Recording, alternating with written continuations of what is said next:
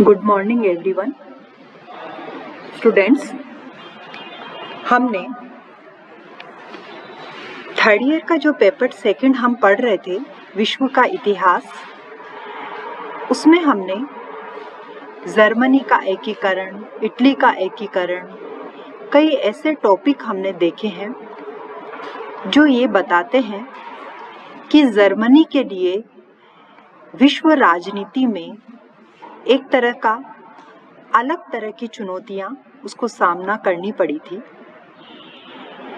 बृहत्तर Germany जो आज का हमारा टॉपिक है, और इसमें कैसर विलियम सेकंड का क्या रोल रहा, क्या भूमिका रही, उसके आज हम चर्चा करेंगे। कैसर विलियम सेकंड जो 15 जून 1888 में फ्रेडरिक की मृत्यु होने पर जर्मनी का सम्राट बना। वह चूंकि कुशाग्र बुद्धि व बहुमुखी रुचियों वाला व्यक्ति था, लेकिन उसमें चरित्र की स्थिरता का अभाव था। सिंहासन पर बैठते ही उसने घोषणा करी कि सम्राट की इच्छा ही राज्य का सर्वोपरि नियम है। कहा जाता है कि जर्मनी की जो राजनीति थी, उसमें जितने भी चांसलर्स बने, उनका बहुत महत्वपूर्ण स्थान रहा, लेकिन कैसर विलियम सेकंड ने चांसलर की भूमिका को ज़्यादा महत्व नहीं दिया। इसलिए चांसलर की शक्ति और अधिकारों में कमी आ गई। यहाँ तक कि सम्राट अपने चांसलर से परामर्श करना भी आवश्यक नहीं समझता था। इसलिए साम्राज्य की जो नीति का संचालक था, वह स्वयं सम्राट ही हो गया। कैसर विलियम सेकंड ने जो जर्मनी के लिए कार्य करे, उसे ग्रेटर बनाने के लिए जो कार्य करे, उस विषय में हम चर्चा कर रहे हैं। सर्वप्रथम हम बताएंगे कि जो कैसर विलियम सेकंड की नीति थी, उसमें उन्होंने व्यावसायिक विकास किया, जर्मनी को व्यापारिक उन्नति की चरम सीमा पर पहुंचा दिया। अगर थोड़ा सा हम बैकग्राउंड देखते हैं तो हम बता सकते हैं कि जो फ्रैंकफर्ट की संधि हुई थी, उसमें जर्मनी को फ्रांस से पर्याप्त धन तथा कोयले और लोहे के प्रचुर भंडार, एल्सस और सारेन के प्रदेश प्राप्त हुए थे। इन साधनों से जर्मनी को अपना औद्योगिक विकास करने का अवसर भी मिल गया। लारेन में लोहे का पर्याप्त भंडार था, जिससे जर्मनी का लौह उद्योग इंग्लैंड से भी उन्नत हो गया तथा अमेरिका की बराबरी करने लगा। रूर, साइलेसिया और सार में कोयले की खानों का विस्तार किया गया। इससे 1914 में कोयले के उत्पादन में जर्मनी का विश्व में तीसरा स्थान हो गया। विलियम द्वितीय ने, जो चांसलर था बिस्मार्क, उसकी संरक्षण की नीति को जारी रखा। इसके लिए उसने औद्योगिक विकास के साथ साथ विदेशी व्यापार में भी काफी उन्नति करी, रेलों तथा सड़कों का विकास किया तथा नवीन बंदरगाहों का निर्माण भी किया। अब हम सेकंड पॉइंट पर आते हैं कि समाजवाद का विकास। कैसर विलियम सेकंड से पहले जितने भी जर्मनी के सम्राट थे, वो समाजवाद के विरोधी थे। बिस्मार्क भी समाजवाद का विरोधी था। उसने समाजवाद का प्रभाव कम करने के लिए राज्य समाजवाद का सहारा लिया और समाजवादियों को दमन किया, किंतु विलियम द्वितीय ने समाजवादियों के साथ उदारता का व्यवहार किया तथा 1890 में उसने समाजवादी विरोधी कानूनों की पुनरावृत्ति नहीं करी। परिणाम स्वरूप समाजवादियों को पुनः संगठित होने तथा अपने कार्यक्रम का विस्तार करने का अवसर मिल गया।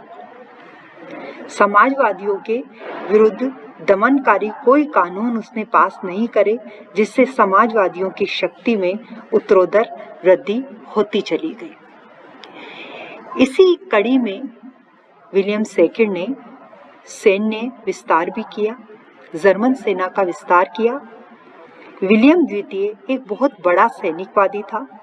वह जानता था कि जर्मनी की उन्नति का आधार उसकी सैन्य शक्ति है तथा सैन्य शक्ति के आधार पर ही जर्मनी को महान राष्ट्र बनाया जा सकता है। इसलिए उसने आरंभ से ही सैनिक शक्ति की वृद्धि में विशेष रुचि रखी। उसने जर्मन सेना की संख्या बढ़ा दी और 1911 में सेना अधिनियम का नवीनीकरण किया तथा जर्मनी में अस्त्र शस्त्रों का उत्पादन भी बढ़ाया।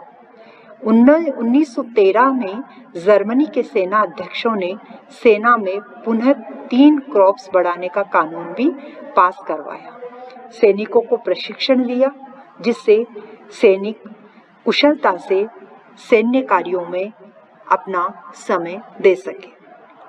इसी क्रम में हम जल सेना के बारे में पढ़ेंगे कि विलियम सेकंड ने जल सेना का विस्तार किया। जल सेना के विकास की ओर बिस्मार्क ने ध्यान नहीं दिया था, क्योंकि वह जल सेना का विस्तार करके इंग्लैंड से शत्रुता नहीं लेना चाहता था। किंतु विलियम द्वितीय को बाल्यकाल से नौसैनिक शक्ति में बड़ी रुचि थी। वह भली भांति जानता था कि जर्मनी के औद्योगिक विकास व विदेशी व्यापार तथा औपनिवेशिक साम्राज्य की रक्षा के लिए शक्तिशाली नौसेना अत्यंत आवश्यक है। इसलिए उसने अपने जर्मन नौसेना अध्यक्ष टर्पित्स को प्रोत्साहित किया और उसे नौसेना का मंत्री बना दिया। 1898 में प्रथम नौसेना अधिनियम पारित किया गया, जिसके अनुसार 12 जंगी जहाज, 8 सशस्त्र युद्धपोत, 10 बड़े क्रूजर आदि बनाने का भी प्रावधान किया। एक नेवी लीग की स्थापना करी। 28 सितंबर 1898 को डेंजिंग में भाषण देते हुए विलियम द्वितीय ने कहा कि हमारा भविष्य समुद्र पर है। समुद्री शक्ति की इस स्पर्धा के कारण इंग्लैंड और जर्मनी के संबंध बिगड़ने लगे। 1912-13 तक जर्मनी ने अपनी नौसेना में इतनी अधिक वृद्धि कर ली कि इंग्लैंड की सुरक्षा व नौसैनिक शक्ति को भय उत्पन्न हो गया। इसी कड़ी में औपनिवेशिक विस्तार हुआ। विलियम द्वितीय ने औद्योगिक विकास के लिए औपनिवेशिक विस्तार करना आवश्यक समझा।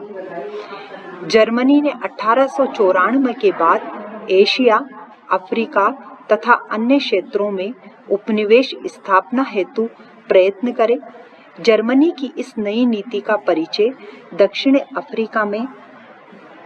अफ्रीका में बोअर युद्ध के समय किया। 1894-95 में ट्रांसवाल में रहती थी बोअर जाति, उस पर ब्रिटिश अधिकारी जेनसेन ने आक्रमण कर दिया था। जर्मनी ने इस आक्रमण का विरोध किया। इस आक्रमण में जेनसेन असफल रहा और 1896 में विलियम द्वितीय ने बोअर नेता क्रूगर को उसकी सफलता पर बधाई का तार भेजा। उसी समय विलियम द्वितीय जर्मनी का प्रभाव स्थापित करना चाहता था। तत्पश्चात उसने चीन की निर्बलता का लाभ उठाया और उसने क्योचौ नामक बंदरगाह पर भी अधिकार करने की योजना बनाई। 1898 में स्पेन और अमेरिका के युद्ध का लाभ उठाते हुए फिलिपाइन द्वीप समूह पर अधिकार जमाने का प्रयत्न किया, किंतु अमेरिका के विरोध के कारण उसे सफलता नहीं मिली।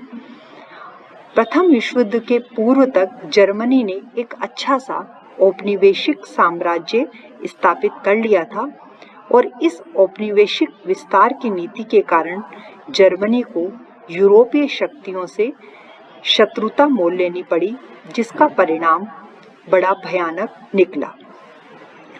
जो कैसर विलियम द्वितीय था, चूंकि उसने जर्मनी के लिए बहुत कार्य किया, लेकिन उसका जो नेचर था वह आगे जाकर जो प्रथम विश्व युद्ध था उसके लिए भी उत्तरदायी बना और इस उत्तरदायी होने के कारण सारा यूरोप इस विश्व युद्ध की अग्नि में भभक उठा।